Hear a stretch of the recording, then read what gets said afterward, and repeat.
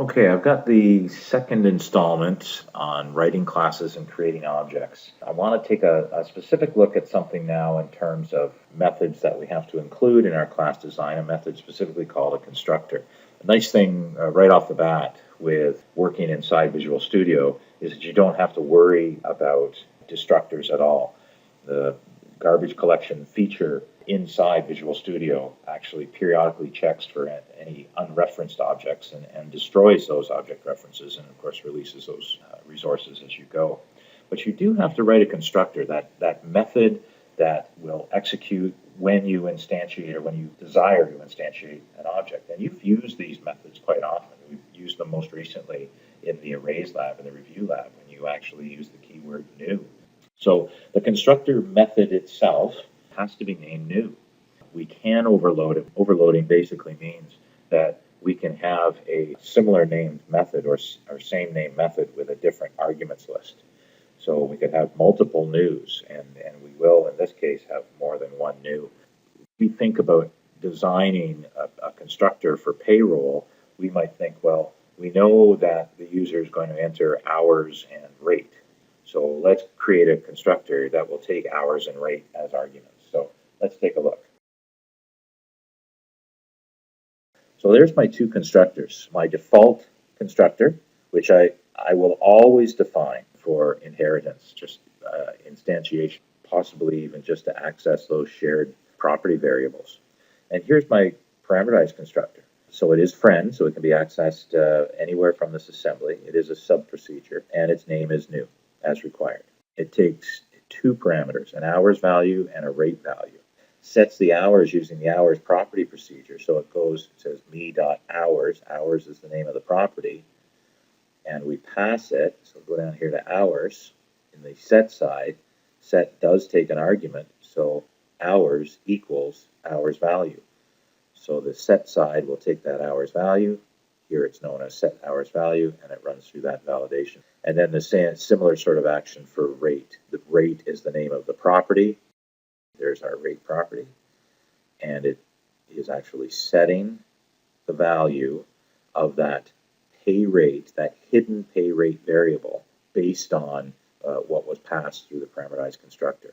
And of course, there's some validation in here as well. The last thing this parameterized constructor does is call the find pay method. That class method that we looked at in the last video, it actually goes looking for find pay and then calculates pay based on either regular hours or, in fact, if there is overtime, we'll calculate that as well. I want to take a look back over here, and this is actually starting to move towards Lab 2B, but creating objects themselves. That new keyword, I've included on this slide a couple different examples. So declaring a pay object as a new payroll, passing it those two required parameters through the parameterized constructor.